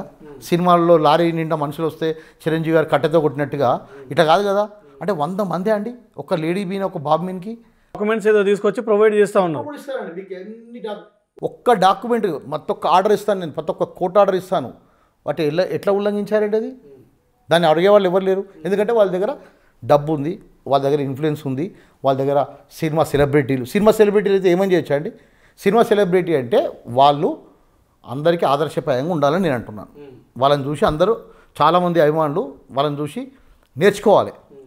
ఏం చెప్తున్నారండి సమాజానికి? మరి హీరో వెంకటేష్ గారు 64 years ఉంటే ఆయనకు ఇప్పటివరకు non controversial person. I respect him. ఎందుకంటే ఆయన ఎప్పుడు కూడా ఏ కాంట్రవర్సీలో కూడా వెంకటేష్ గారు రారండి, ఇన్వాల్వ్ గారు. కానీ ఇలాంటి పెద్ద తప్పు ఎట్లా చేశాడని ఇప్పుడు కూడా నాకు అర్థం కావట్లేదండి. స్టిల్ టుడే నాకు వెంకటేష్ గారు అంటే నేను ఇద్దరు నా కామన్ ఫ్రెండ్స్ కూడా చెప్పాను, వెంకటేష్ గారు అంటే నాకు చాలా గౌరవం సార్. వెంకటేష్ గారు అంటే ఎందుకంటే ఆయన ఎప్పుడు కూడా మెడిటేషను ఆయన వర్క్ ఆయన చేసుకుంటాడు. కానీ అన్న వల్ల తమ్ముడికి మరకొస్తుందండి. ఇప్పుడు అన్నమీన ఆల్రెడీ అక్కడ మా వేరే ఇంకో పార్ట్నర్ ఉంటే అతడు ఆల్రెడీ నాంపల్లి కోర్టులో రానా పైన దగ్గుబాటి సురేష్ బాబు పైన క్రిమినల్ కంప్లైంట్ బుక్ అయింది. Court it self take the cognizance. ఎందుకంటే మాకు పోలీసు వాళ్ళకి వెళ్తే చేయట్లేదు కదండి. మా అడ్వకేట్స్ వెళ్ళి కోర్టులో చెప్పారు, సార్ ఇట్లా అయింది అని చెప్తే court it self take the cognizance. ఇప్పుడు వాళ్ళు జనవరి 1st వీక్లో నాంపల్లి కోర్టుకు రావాల్సిందే, చెప్పాల్సిందే వాళ్ళు సమాధానం. రానా సురేష్ బాబు ఇద్దరు. ఇంకా ఇప్పుడు మొత్తం అందరి మీద వస్తుందండి. ఇప్పుడు నా బాధ అంటే ఏంటంటే అది నెక్స్ట్ వెంకటేష్ గారి మీదకి వస్తుంది. వెంకటేష్ గారు చేశారు కదా పని. వెంకటేష్ గారిది అయితే ఇంజక్షన్ ఆర్డర్ ఉంది, నాట్ టు ఇంటర్ఫేర్, క్లియర్గా ఉంది. నేను మీకు మొత్తం ఎవిడెన్స్ ఇస్తానండి, డాక్యుమెంట్. ఎమ్మెల్యేల కొనుగోలు కేసు అయితే దాన్ని అదును చేసుకొని వీళ్ళు ఎంటర్ అవ్వడము, ఎలాగైనా ఖాళీ చేపియాలని పథకం ప్రకారంగా కొట్టేయడం. రాత్రి షీటు కొట్టేసి ఒక స్కెల్టన్ మిగిలిచ్చిండ్రు, ఒక జనరేటర్ తప్ప మిగతా మొత్తం తీసుకెళ్ళింది. సామాన్ అంతా ఎక్కడ నేను అడిగాను వచ్చిందో, సార్ మీరు చేయించారు ఇటువంటి తప్పు. ఎందుకంటే అది ఎంత ఘోరమైన తప్పు అంటే అండి, ఒక నిల్చున్న మనిషిని చంపితే షూట్ చేస్తే ఎలాంటి తప్పు, అంతకైనా ఘోరమైన తప్పు చేశారు. సార్ ఇప్పుడు నాకేమో 18 కోట్లకు అమ్మాడు, వేరేలోకి 20 కోట్లకు అమ్మాడు, కొడుకేమో 9 కోట్లకు రిజిస్టర్ చేశాడు. అంటే గవర్నమెంట్ని కూడా మోసం చేశాడు. ఒకే డాక్యుమెంట్ ఇంతమందికి ట్రాన్స్ఫర్ చేశాడు. మా 2 ఆర్డర్లు కోర్టు ఆర్డర్ ఉన్న తర్వాత కొడుకు పేరు మీద రిజిస్టర్ చేశాడు. ఎందుకు? 9 కోట్ల రూపాయలకు. అంటే మా అగ్రిమెంట్లో ఏమో 18 కోట్లు, కొడుకు వచ్చే వరకు 9 కోట్లు అవుతుంది ప్రాపర్టీ వాల్యూ. సేల్ చేసుకున్నారు, గిఫ్ట్ కూడా ఇవ్వలేదు. గిఫ్ట్ ఇస్తే ఓకే, సేల్ చేసుకున్నారు.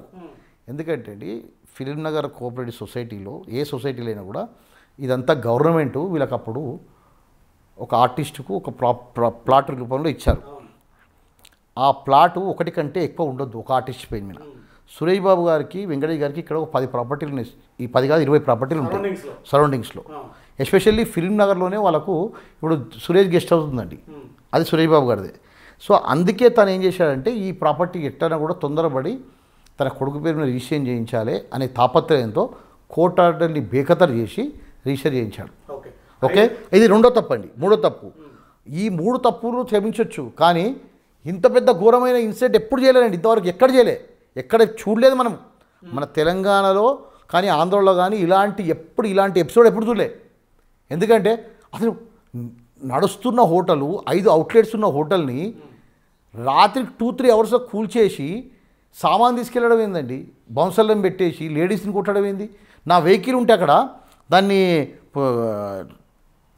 ఇది చేశారు, బయటికి టోల్ చేసి బయటపడేశారు. ఇప్పుడు 5 అవుట్లెట్స్కి సంబంధించి 5గురు వాళ్ళ మీ పార్ట్నర్స్తో కలిపి కంప్లైంట్ ఇచ్చారు. ఓకే, మిగతా 6 ఎవరు 12 కంప్లైంట్లో? అదే ఇంటీరియర్ శ్రీనివాస్ అని అతన్ని పెట్టారండి. తర్వాత 7వ కంప్లైంట్ మా కజిన్ సతీష్ అని ఉంటాడు, అతన్ని తీసుకొచ్చి నువ్వు ఇంట్రెస్ట్ వ్యాపారం చేస్తావు లేకుంటే నేను తొక్కుతాం అది ఇది అని చెప్పి అతని మీద కేసు పెట్టారు. అతను కూడా కంప్లైంట్ ఇచ్చిండు. అతనికి నాకు రోజు న్యాయంబడి ఉండేవాడు. అంటే ఇది హైలైట్ ఏంటంటే ఈ మొత్తం ఈ దాంట్లో నా ఫ్రెండ్సు, నా రిలేటివ్స్, నా క్లోజ్ అసోసియేట్స్, బిజినెస్ పార్ట్నర్సు వాళ్ళనే కంప్లైంట్గా మార్చారండి. అభిషేక్ అనేవాడిని పిలిచి మాణిక్ చంద్ గుట్కాలో నేను ఏదో మోసం చేసిన అని మేము డబ్బులు ఇచ్చి కొన్నామండి. ఓకే, మేము డబ్బులు ఇచ్చి కొన్నాం, అతన్ని నా హోటల్లో నేను ఫ్రీగా షేర్ చేసుకున్నాను. ఇప్పుడు అతడు ఒక కంప్లైంట్ రాశాడండి, నందకుమార్కి నేను ₹1,00,00,000 కారుకి ఇచ్చానని చెప్పి. ప్రూఫ్ ఉంటుంది కదండి. అంటే ₹1,00,00,000 క్యాష్ ఇస్తారండి ఎవరన్నా? సెకండ్ కంప్లైంట్ రాశాడు, ఏమని, నందకుమార్ నన్ను హోటల్లో డబ్బులు పెడితే మోసం చేసాడని చెప్పి. నువ్వు ఒక డైరెక్టర్ ఆల్రెడీ ఉన్నావు, నువ్వు డబ్బులు పెట్టకుండానే డైరెక్టర్ చేశాను నేను నిన్ను, నువ్వు డబ్బులు పెట్టినట్టు ఎక్కడైనా ప్రూఫ్ ఉందా మరి? ఓకే, మూడో విషయం ఏంటి, నేను 40 కోట్లు 50 కోట్లకు మాణిక్ చంద్ కొన్నారు, దాంట్లో ఉన్నానని చెప్పి ఇవన్నీ కంప్లైంట్ చూసే అసలు ఈడీ ఎంటర్ అయ్యింది. అంటే ఏంది 400 కోట్ల డీల్ అంటున్నారు, ఈ 100 కోట్ల మాణిక్ చంద్ అంటున్నారు, అసలు ఏంది ఇన్ని 100 కోట్లు ఎక్కడ మారినాయి, అసలు ఎక్కడ వచ్చింది డబ్బు, మనీ లాండరింగ్ జరిగిందని ఆ కోణంలో ఈడీ ఎంటర్ అయిందండి. ఈ ఎపిసోడ్ తర్వాత కొన్ని కథనాలు నందకుమార్ డిప్యూటీ సీఎం అని ఒక కథనం వచ్చింది. ఎవరు చేస్తారు మిమ్మల్ని డిప్యూటీ సీఎం? అంటే కేసులో దొరికితే సీఎం అయిపోతారా? అలా కాదండి. యాక్చువల్గా ఏం జరిగిందంటే ఈ ఒక గురువుగారు మా దగ్గర ఉండేవాళ్ళు, అతను ఊరికే నా ఏదో మాటకు నందకుమార్ పొలిటికల్గా వస్తాడు డిప్యూటీ సీఎం అవుతాడని ఎవరికి జాతకాలు చెప్తారు కదండి. ఆ విధంగా చెప్పినప్పుడు సతీష్ అని మా కజిన్ నా పక్కన ఉన్నాడు. సో ఇతడు వెళ్ళి ఏం చేశాడంటే పోలీసులో కంప్లైంట్ ఇచ్చినప్పుడు నందకుమార్ డిప్యూటీ సీఎం అవుతాడని చెప్పి దాంట్లో రాస్తే ఏదో పేపర్ వాళ్ళు రాశారండి. సరే ఎందుకంటే ఇప్పుడు రేపు ఎవరు ఏంటి అనేది చెప్పలేమండి. ఓకే, ఇప్పటికైతే నాకు ఇలాంటి ఆలోచన లేదు పాలిటిక్స్ది. కానీ డిప్యూటీ సీఎం అవుతామా ఇంకోటి అవుతామా అనేది మాత్రం నేను ఎప్పుడు చెప్పలేదు. అది అతడు గురువుగారు చెప్తుంటే అతడు ఇది తను టాస్క్ ఫోర్స్ ఆఫీస్లో రాయిస్తే కంప్లైంట్లో. ఎందుకంటే ఇప్పుడు డిప్యూటీ సీఎం అంటే ఇప్పుడు నందకుమార్ ఇదంతా ఎందుకు చేశాడు, డిప్యూటీ సీఎం గురించి చేశాడు అని ఒక కలర్ ఇవ్వడానికి కొన్ని పత్రికలు రాశారు. నేను చూసి సరే ఇంకా ఇప్పుడు మేము అక్కడ లోపల ఉన్నామండి. చూసి తర్వాత ఏం చేయగలుగుతాం మేము. ఇప్పుడు మా ఫాదర్ మదర్ 75-80 ఇయర్స్ అండి. మా వైఫ్ మా బాబు ఒకడే. వాళ్ళకి అసలు ఫైనాన్షియల్ సపోర్ట్ లేకుండా మీరు ఇంకో హైలైట్ విషయం అంటే సిట్ అనే ఒక ఆఫీస్ ఓపెన్ చేసి ఒక ఫ్లోర్ మొత్తం నా గురించి ఎంక్వైరీ అండి. నేను 20 సంవత్సరాల నుంచి ఏమేమి వ్యాపారం చేశా, 20 సంవత్సరాల నుంచి ఎవరికన్నా నేను మోసం చేశానా, ఇంత డీప్ ఎంక్వైరీ చేసి నా సప్లయర్స్ ఉంటారు, చికెన్ సప్లయర్, మటన్ సప్లయర్, అందరినీ పిలిచి కంప్లైంట్ ఇస్తావా అంటే నా మీద 100 కేసులు బుక్ చేద్దాం అనుకుంటారా. 160 మంది వచ్చినండి సిట్టుకు కంప్లైంటర్స్. అంటే పిలిపించారు, కంప్లైంటర్స్ కాదు, పిలిచి నాకు ఎవరెవరు పరిచయం నా కాంటాక్ట్స్ ఉంటాయి కదండి, నా వాట్సాప్ చెక్ చేయడము, అందరిని పిలిచి సిట్టులో మీరు కంప్లైంట్ ఇస్తారా అని వాళ్ళని అడగడం. సో ఇవన్నీ చూసిన కాబట్టే నేను ఇది సిబిఐకి వెళ్ళాలని చెప్పి నేను దరఖాస్తు పెట్టుకున్నాను. సో ఇంతకీ ఆ ఎపిసోడ్ వచ్చినప్పుడు కిషన్ రెడ్డితో మీతో ఉన్నటువంటి ఫోటోలు కొన్ని, బండి సంజయ్ శ్రీనివాస్ అని ఎపిసోడ్ ఒకటి, రోహిత్ రెడ్డికి మీకున్నటువంటి పరిచయం అని ఒకటి, దాసోజు శ్రావణ్ అంటూ మీరే చెప్తా ఉన్నారు. ఇంతమంది రాజకీయ నాయకులతో పరిచయాలు ఉన్నాయి. మరి ఇప్పుడు ఏ పార్టీలో అడుగు పెట్టబోతా ఉన్నారు నందకుమార్ సార్? ఇప్పుడైతే ఏ పార్టీలో అడుగు పెడతానా లేదా అనేది తొందరగా డిసైడ్ చేస్తా. ఎందుకంటే నేను ఎందుకు అనుకుంటున్నా అంటే నిజంగా నేను ఒక వ్యాపారం చేశా, ఏ పార్టీ అండలేదు నాకు. ఏదైనా పార్టీ అండ ఉంటే నాకు నిజంగా నాతో పాటు నిలబడేవాళ్ళు.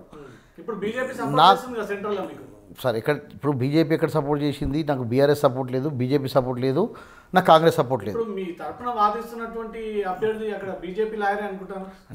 సార్ నేను నా అడ్వకేట్స్ని పెట్టుకున్నాను, సుప్రీంకోర్టులో నేనే డబ్బులు ఖర్చు పెట్టుకున్నాను, ప్రతి ఒక్క కోర్టుకు నేనే పెట్టుకున్నాను, నేనే వాదించుకుంటున్నాను. వాళ్ళు సంతోష్ గారు, తుషార్ గారు వీళ్ళందరూ వాళ్ళ గురించి ఏమైనా పెట్టుకున్నారేమో కానీ నా కేసులు నేనే వాయించుకుంటున్నానండి.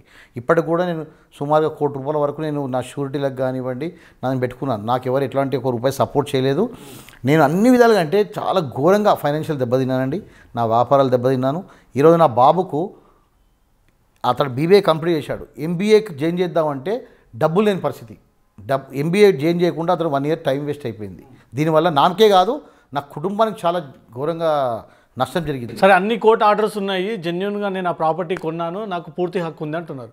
మరి ఇప్పుడు కోర్టు నుంచి బయటకు వచ్చారు, కోర్టు కూడా దానికి మీకు ఏదో అనుకూలమైనటువంటి ఆర్డర్స్ ఉన్నాయి. మరి ఎందుకు పొజిషన్ తీసుకొని మీ వ్యాపారం నడుపుకోవట్లేదు? నేను బిజినెస్ రన్నింగ్ నడుస్తున్నప్పుడు వాళ్ళకి ఒకటే అండి, సెలబ్రిటీలు అయితే ఇప్పుడు పెద్ద పెద్ద చిదంబరం లాంటి వాళ్ళు, పెద్ద పెద్ద హోమ్ మినిస్టర్లనే వాళ్ళు కోర్టులో జడ్జెస్ లోపలికి వెళ్ళారు.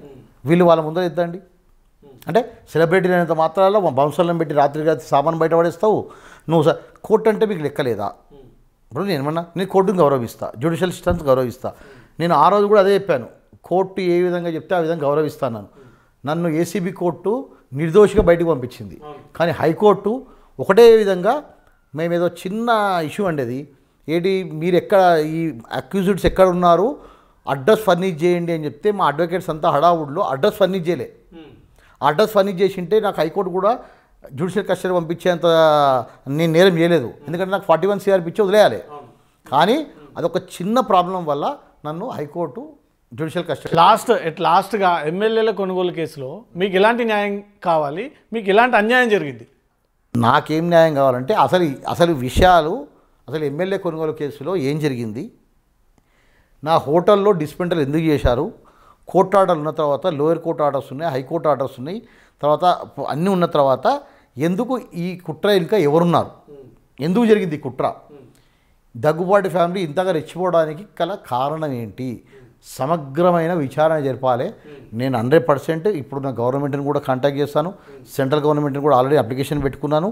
ఎందుకంటే ఇక్కడ ఈ లోయర్ కోర్టులో కూడా ఇవన్నీ కోర్టులో ఉన్నాయి, అది కూడా సుప్రీంకోర్టులో ఉంది. కాబట్టి నేను ఎక్కువగా ఎప్పుడు కూడా దాని మీద విషయంలో, కానీ నేను ఇప్పుడున్న సీఎం గారిని కలిసి 100% దీనిపైన ఒక సమగ్రమైన విచారణ వేయాలని నేను సార్ని రిక్వెస్ట్ చేద్దామని అనుకుంటున్నాను. రైట్. ఎమ్మెల్యే కొనుగోలు కేసు ఒకటైతే, రెండోది డెక్కన్ కిచెన్ కూల్చివేతకు సంబంధించి తన కుటుంబాన్ని, తన ఆస్తులని, తన ప్రాపర్టీస్ అన్నీ కూడా ఇప్పటివరకు ఎక్కడున్నాయో తెలియదు. ఇవన్నిటి దానిపై కూడా కొత్త ప్రభుత్వం ఏర్పడినటువంటి కాంగ్రెస్ రేవంత్ రెడ్డిని కలిసి లిఖితపూర్వమైనటువంటి ఫిర్యాదు అందజేసి దీనిపైన సమగ్ర విచారణ జరిపి ఎమ్మెల్యే కొనుగోలు కేసులో జరిగినది ఒకటైతే దాన్ని ఈ రకంగా మార్చి చూపించబడ్డటువంటి వ్యక్తులపైన చర్యలు తీసుకోవాలి. దాంతోపాటు డెక్కన్ కిచెన్లో తనకు లీజుకి ఇచ్చి మోసం చేసినటువంటి వ్యక్తులపైన చర్యలు తీసుకోవాలి. ఇప్పటివరకు తన ప్రాపర్టీ ఎక్కడ పెట్టారు, ఎక్కడుంది, అసలు ఇస్తారా ఇవ్వరా అనే దానిపై కూడా ఒక క్లారిటీ రావడం కోసమే నేను లీగల్ చర్యలకు సిద్ధమవుతానంటూ మాత్రం బాధితుడు నందకుమార్ అంటున్నారు.